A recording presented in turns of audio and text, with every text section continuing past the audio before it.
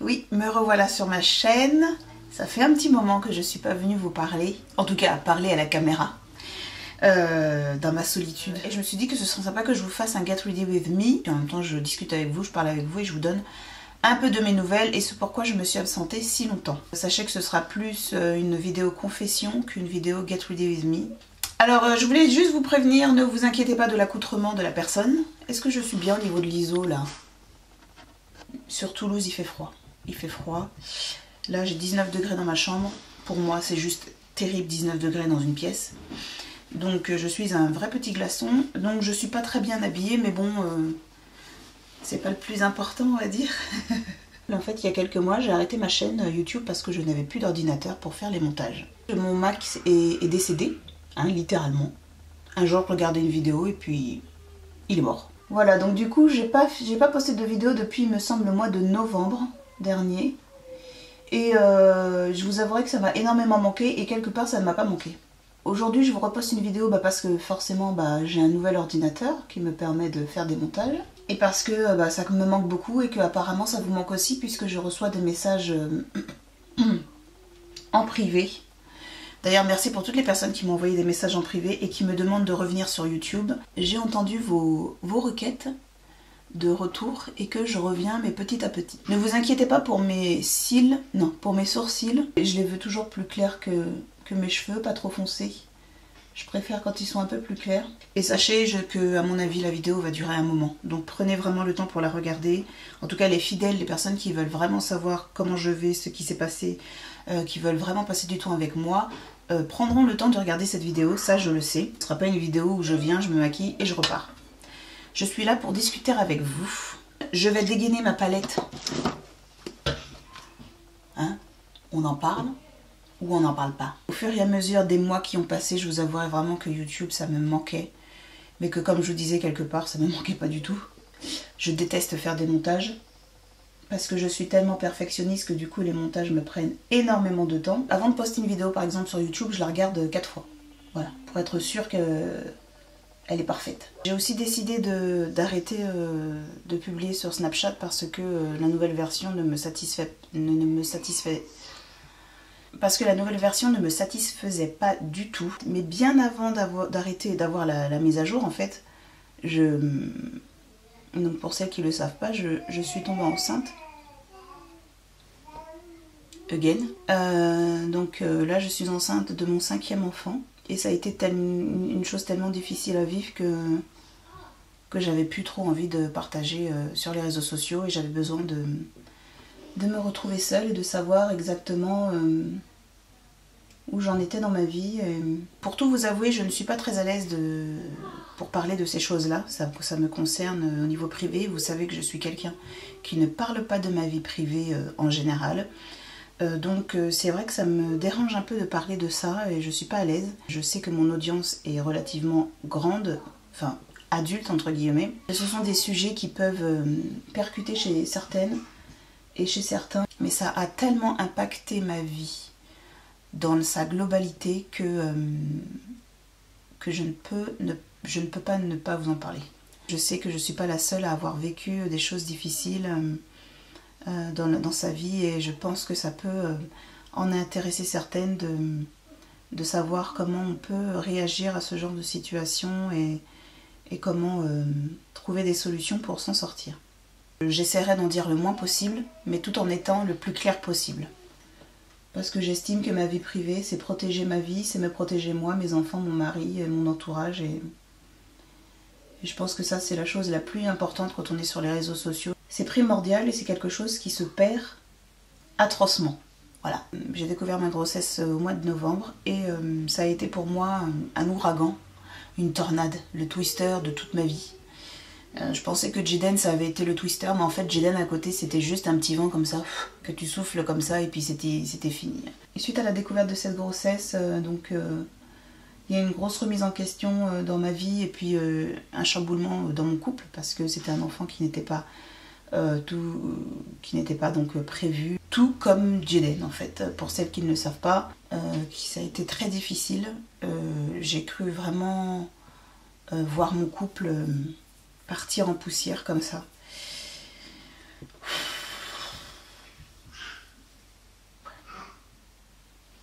difficile d'en parler. Grâce à Dieu, je dis vraiment grâce à Dieu, donc pour ceux et celles qui ne le savent pas, je suis croyante, pratiquante, je crois fortement et fermement en l'existence de Dieu, et Dieu est présent dans ma vie au quotidien, vraiment. Dieu m'a mis à mes côtés un mari, un conjoint vraiment super. On a pu passer le cap, on va dire, de cette 5e grossesse pas prévue, et ça nous a permis de nous apprendre, en fait, d'apprendre à savoir qui nous sommes vraiment, l'un et l'autre, et ensemble, à savoir ce que l'on veut, et à se redécouvrir, à se découvrir. Pour moi, ça, ce sont des vraies expériences. Quand je vois les vidéos YouTube qui n'ont aucun sens, les story time avec des conjoints, des histoires. Et je me dis, mais jamais je vois des story time de personnes qui vivent vraiment des choses vraies dans leur couple. Ces story time n'existent pas tout simplement parce que c'est tellement vrai, tellement fort et tellement à cœur ouvert qu'en fait ce sont des choses qui sont gardées privées. Et tout ce qui est gardé privé, qui est un peu trop privé, un peu trop proche de la réalité, finalement ce sont des choses que l'on ne voit pas sur YouTube, sur les réseaux sociaux, et malheureusement les story time les plus folles et les plus bizarres, c'est celles qui sont les plus regardées et qui sont pourtant les plus, à mon goût, futiles et hors de la réalité. Complètement hors de la réalité. Enfin bon, bref. Sinon au niveau de mon travail, du coup, je ne travaille plus depuis plusieurs mois parce que j'ai une grossesse très compliquée. J'ai un utérus fatigué. Bien entendu, la grossesse rapprochée fait que l'utérus est pas remis, donc l'utérus est fatigué. Le Jeden, il faut quand même que je m'en occupe en journée, bien entendu. Et les siestes sont rares quand on a un enfant de 15 mois. Il faut être alerte toute la journée. J'ai pris la décision de le mettre en crèche. Voilà, un truc que j'aurais jamais cru dire un jour, mais je l'ai inscrit en crèche. Donc ça me manque énormément. Mon travail me manque énormément, beaucoup, beaucoup. Ça aussi, ça a été un grand chamboulement dans ma vie d'accepter que je ne retravaillerai pas tout de suite. Ce qui est d'embêtant quand on se trompe avec un make-up, c'est que du coup, pour que ça soit exactement la même chose, tu es obligé de te tromper intentionnellement avec l'autre œil. Quand j'ai su que j'étais enceinte, tout est arrivé très rapidement en fait. J'ai eu un chamboulement émotionnel tellement fort que en quelques semaines, j'ai compris qu'en fait...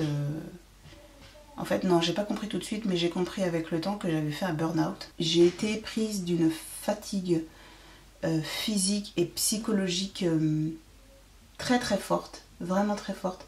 Je n'avais plus la force de rien du tout. Et j'ai pas compris ce qui se passait dans ma tête tout de suite. J'ai mis énormément de temps. Et quand j'ai compris ce qui se passait, en fait, c'est là que j'ai commencé à réfléchir à comment je pouvais remonter la pente. J'avais très vite compris que j'étais très fatiguée, que j'avais plus envie de rien, que j'avais plus la force de rien. Me remettant en question de pourquoi ci, pourquoi ça, mais à quoi ça sert l'existence de plein de trucs, mon utilité, mon intérêt à faire certaines choses. Et j'ai commencé à faire des recherches pour savoir ce qui m'arrivait en fait, pourquoi j'étais comme ci, pourquoi j'étais comme ça, pourquoi j'avais cette fatigue, pourquoi j'avais plus envie, ce ras-le-bol. Un ras-le-bol, je peux pas vous exprimer ce ras-le-bol, c'était devenu très très très très présent dans ma vie, et ne plus avoir envie de rien, j'étais devenue une loque, j'avais plus rien envie de faire, j'avais plus envie de faire de maquillage, ça me disait plus rien. Les tutos non, les looks non sur Instagram. J'avais toujours cette passion du make-up, mais pas l'envie d'aller plus loin.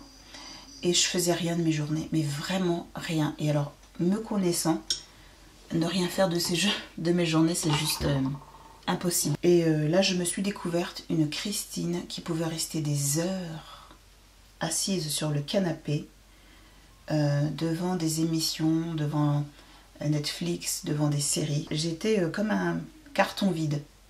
Donc voilà, je voulais partager ça avec vous les filles, parce que je sais que vous êtes plusieurs à me regarder et vous avez des enfants. Vous avez des vies de famille et que vous avez des journées longues et vous travaillez et vous voyez peu vos enfants. Vous devez gérer vos vies tout comme moi, je dois gérer la mienne, tout comme les mamans du monde.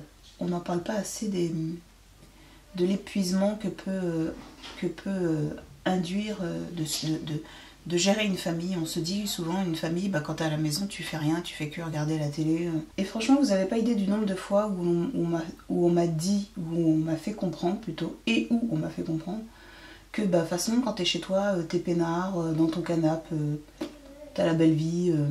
C'est pas ça, quand on est une mère à la maison, c'est qu'on a décidé, on a pris la décision de travailler chez soi, pour soi. C'est un travail qui n'est pas rémunéré, ou en tout cas qui sera rémunéré dans quelques années quand les enfants seront grands et qu'on verra leur accomplissement dans la vie. C'est un travail qui est sur 24 heures sur 24. On donne tout ce que l'on a, vraiment toute son énergie. Être à la maison, c'est pas ne rien faire de ses journées, et ça c'est des choses qui me blessent et qui m'agacent en même temps quand j'entends des gens qui ont le culot de dire que bah voilà, t'es à la maison, tu fais rien de tes journées, tranquille. Voilà les filles, je voulais que vous sachiez que vous n'étiez pas seules et que vous aviez tout mon soutien, et que vraiment la première chose à faire quand vous pensez que vous êtes en période de burn-out, c'est pas de rester dans votre coin. Moi j'avais plus du tout envie de parler aux gens, j'avais plus du tout envie de voir personne, je ne sortais plus, je donnais plus trop de nouvelles à personne. Vraiment se retrouver dans un monde, dans un cocon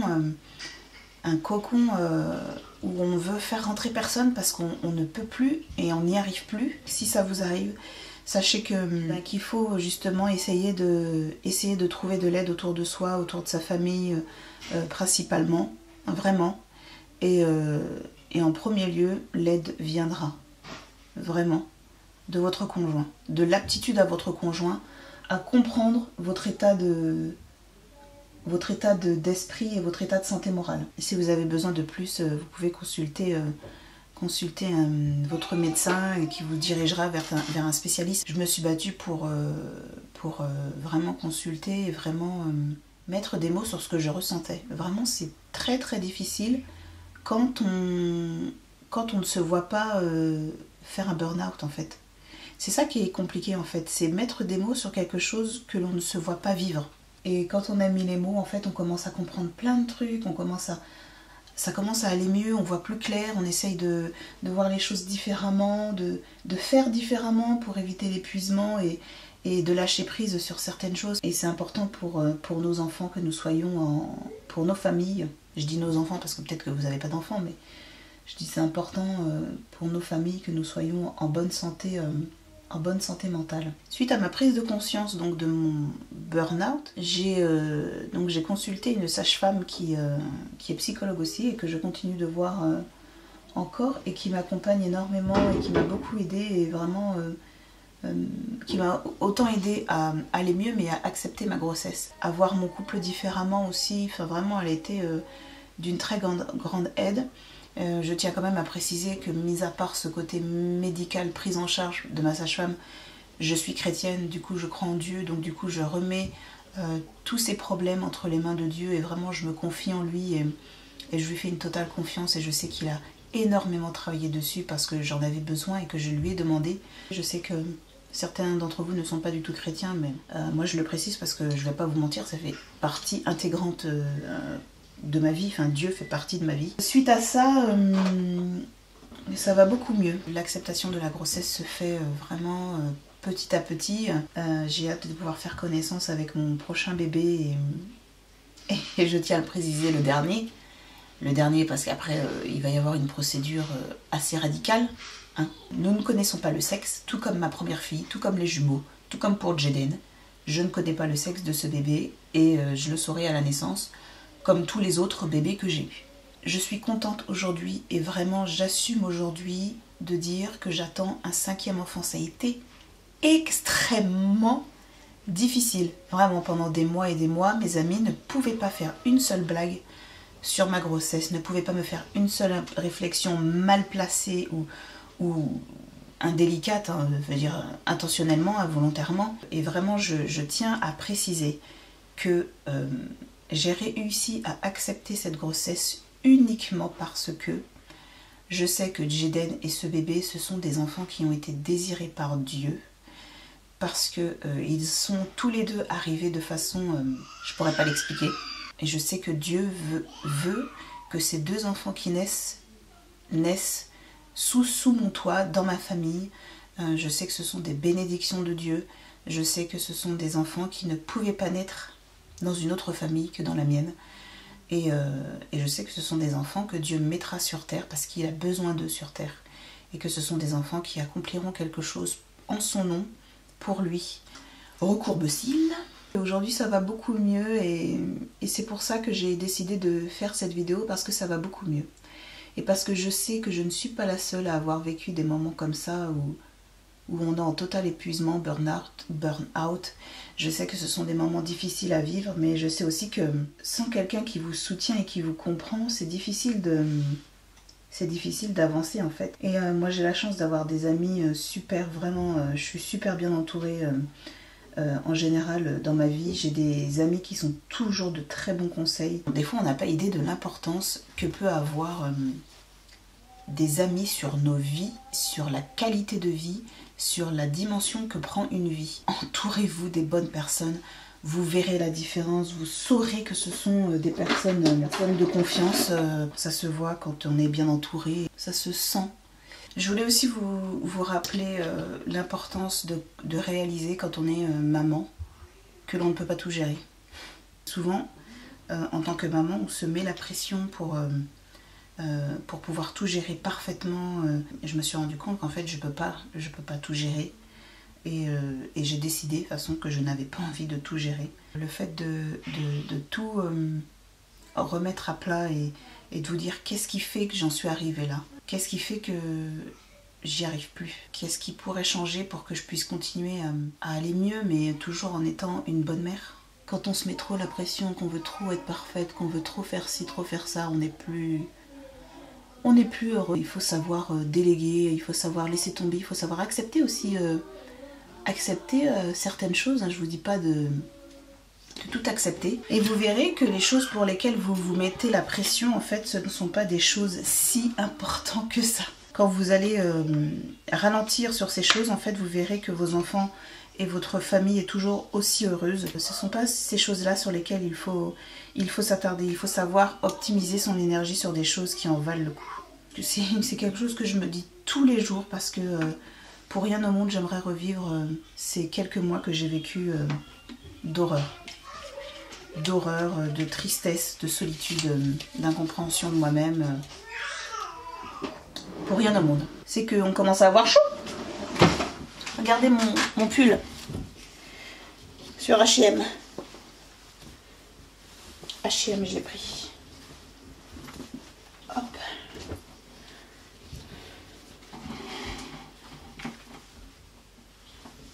Vous voyez par exemple, là je suis en train de filmer cette vidéo et j'ai laissé mes enfants se gérer. Il y a mon mari qui fait à manger et Jaden qui est avec les grands. D'habitude, je pense pas que je l'aurais fait de cette manière. Je pense que j'aurais pas filmé en fait du tout. Et là, je me suis dit non, c'est bon. Je pense qu'il faut que je prenne aussi le temps pour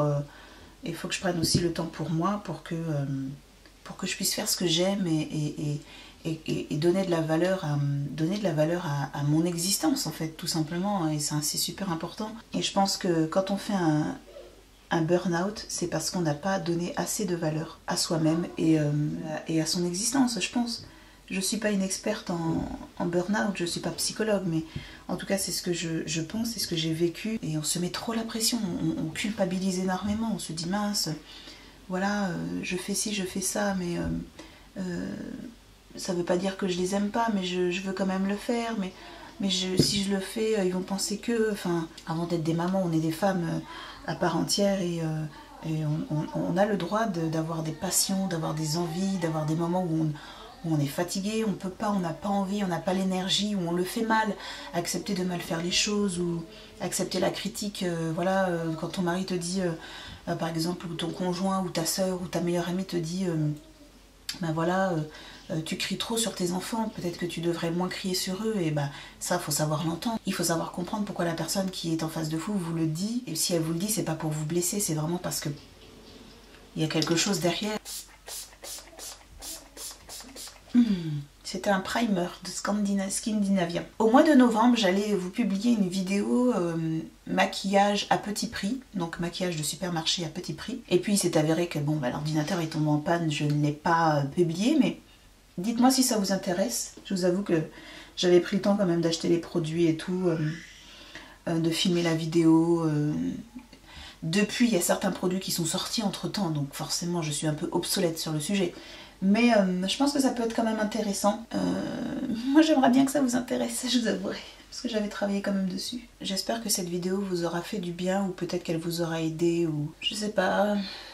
Pour celles qui en ont besoin, j'espère que j'aurais pu au moins aider une personne. Et voilà, c'est mon but, vraiment, de vous aider et de vous faire sentir moins seul. Désolée de ne pas être une chaîne YouTube de divertissement, je suis plutôt le genre de personne à faire des vidéos pour vous apprendre des choses ou pour vous encourager, pour être près de vous. J'espère que dans la barre d'infos, vous serez assez ouvertes et sympa les unes entre les autres pour vous conseiller, pour vous aider, et pour être vraiment de bonnes personnes. Vraiment de bonnes personnes. J'ai pour habitude d'être entourée de bonnes personnes, il faut que ça continue. Voilà, ça c'est dit. À bon entendeur. Il y a quelques jours, j'ai pu enfin voir ma meilleure amie se marier avec un garçon vraiment super. Vraiment, je pense qu'elle pouvait pas trouver mieux. On a quelques semaines de différence de grossesse, on est toutes les deux enceintes en fait, donc je pouvais pas rêver mieux avec une meilleure amie. Je pense que quand les meilleures amies sont toutes les deux enceintes, c'est les meilleurs moments. Et j'ai hâte qu'on puisse partager des trucs un peu similaires, parce que jusqu'ici c'était que moi. Enfin que moi, pour certaines choses. Dites-moi si vous aussi, si vous avez eu votre meilleure amie se marier, vous avez ressenti les mêmes choses au plus profond de vous. Franchement, c'est super. Moi je suis super contente pour elle. Au niveau de ce dont je voulais vous parler, je pense que j'ai fait le tour. Et j'espère surtout vous avoir un peu aiguillé sur ce qui se passait en fait dans ma vie ces dernières semaines, parce que je sais que vous avez été très nombreuses à me le demander, comment ça allait et tout, et c'est vrai que j'ai été très vague, très vague. Regardez-moi cette beauté de rouge à lèvres, je vais faire une photo, je vais la publier sur Instagram. Non, chouchou, tu arrêtes. Regardez-moi cette combinaison, Make-up Révolution, Wishful. Et en externe, un brin chaud, Taurus. Tu mélanges tout ça, hop hop hop, regarde sur mes lèvres. Les bas. C'est joli. C'est classique. Non, c'est pas classique. Si, c'est classique. Les deux là ensemble, c'est So basic. Voilà les filles, donc j'ai fini de tourner la vidéo. Je vais vous laisser. On se retrouve bien entendu en barre de commentaires. Si seulement elle pouvait fermer la porte. Regardez-moi, ce bling bling. Ah, je trouve ma bouche parfaite. N'hésitez pas à vous abonner pour celles qui sont toutes nouvelles sur ma chaîne. Et d'ailleurs, je voudrais vous remercier pour tous les abonnements qui sont arrivés malgré mon absence. J'ai dépassé la barre des 3000. Je suis super contente. Et en même temps, je suis hyper perplexe parce que mon nombre de vues... Enfin, je veux dire, il a chuté. Je suis dans les profondeurs des océans, là où on découvre de nouvelles espèces de poissons. Voilà où j'en suis. En tout cas, continuez à me soutenir en... Je viens d'oublier quelque chose. Un petit peu. N'hésitez pas à cliquer sur la cloche pour pouvoir recevoir mes nouvelles vidéos dans votre fil d'actualité, et surtout pour ne pas continuer à faire chuter mon nombre de vues qui est catastrophique. Franchement les filles, toutes les personnes qui s'abonnent à ma chaîne ne regardent pas mes vidéos. Enfin, j'ai 3000 abonnés mais j'ai 200 vues par vidéo. C'est triste en fait. Et j'ai beaucoup aimé l'exemple qu'a donné The French Way dans sa vidéo Je quitte YouTube, où elle dit que c'est comme préparer un dîner en fait où on invite plusieurs personnes, et en fait ce dîner il n'y a que 200 personnes qui viennent. C'est comme si vous préparez un mariage et vous avez 350 invités, et en fait il y a 20 personnes qui viennent à ce mariage, et vous avez préparé tout, le traiteur, machin et tout, la cérémonie, et en fait sur les 350 personnes, il n'y a que 20 personnes qui viennent. Quand on fait des vidéos, c'est pareil. Surtout que moi ça me prend énormément de temps de faire les montages, parce que j'ai les enfants à côté qui attendent que je termine, le mari, machin et tout. Donc bon, c'est vrai que ça me prend du temps, vraiment beaucoup de temps. Je prends du plaisir mais ça me prend du temps. Alors j'attends toujours que vous soyez hyper nombreux à regarder mes vidéos, et je suis la plupart du temps déçue. Voilà. Donc n'hésitez pas à me soutenir, likez la vidéo, vraiment mettez des pouces en l'air si vous aimez ce genre de vidéo. Activez la cloche, vraiment. Je vous dis à très bientôt les filles. Ciao.